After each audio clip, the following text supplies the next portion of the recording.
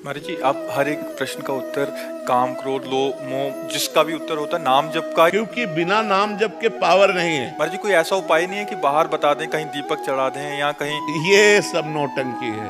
अगर ऐसा हो तो 10-20 टीन घी लेकर के जला दो और हमें बताओ तुम्हें लाभ मिल जाए तो। कुछ नहीं होने वाला।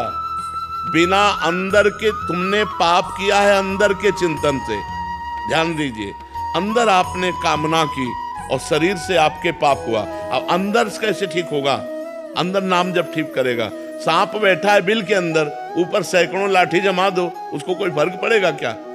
बिल के अंदर घुस के मारा जाए तब वो मरेगा। तो इस शरीर रूपी बिल के अंदर बैठा हुआ पाप है, उस पाप को मारने के लिए नाम जपना अत्यंत आवश्यक है। गंगा पाप नष्ट कर सकते, लेकिन पाप की प्रवृत्ति भजन नष्ट करेगा। पाप किया, गंगा नहाया, फिर पाप किया, तो मतलब क्या रहा गंगा नहाने से? पाप की प्रवृत्ति का नाश होगा तो नाम जप से होगा, भजन से होगा। अगर भजन नहीं करोगे तो हर प्रश्न का उत्तर नाम जप है। अगर नाम जप नहीं करोगे तो समाधान हो ही नहीं सकता। ये आप करके देख लो, जंतुर बंधवा के देख लो, हवन करवा के देख लो, कलावा बंधवा के देख लो, कुछ नहीं होने वाला।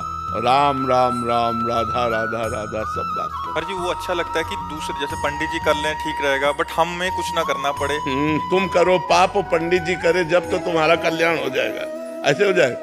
नहीं, ऐसा कदापि नहीं हो सकता, कदापि नहीं हो सकता। तो महाराज जी, बाहरी इससे मतलब उतना इफेक्ट नहीं पड़ेगा? महाराज बिल्कुल असर नहीं पड़ेगा। हम कह रहे हैं, देखो खास बात समझिए। स्वप्न में एक आदमी समुद्र में डूब रहा है। अब वो कह रहा बचाओ, आवाज बाहर जोर से निकली, मैं समुद्र में डूब रहा हूं, बचाओ।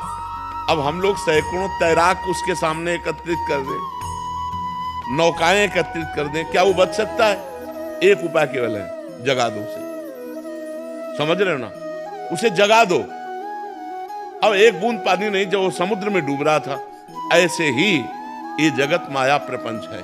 जब तक ज्ञान नहीं होगा, जब तक भजन नहीं होगा, जैसे उसका एक ही उपाय केवल जगा देना है।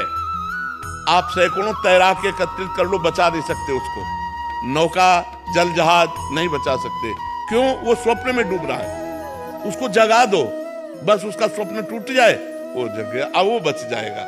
जो सपने सिर काटे कोई, बिन जागे दुख दूर न होई।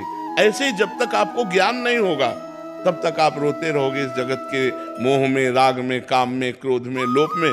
थोड़ा दान पुण्य किया, थोड़ा पाप नष्ट हुआ, फिर पाप किया, फिर इससे काम नहीं बनेगा। काम बनेगा पाप की जड़ का नाश हो, और पाप की जड़ है पाप की प्रवृत्ति।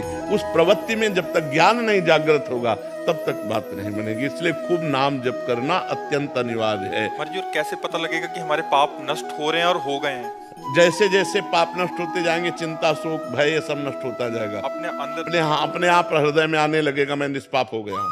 अपने आप हृदय में आने लगेगा, मेरे पाप कम हो रहे हैं।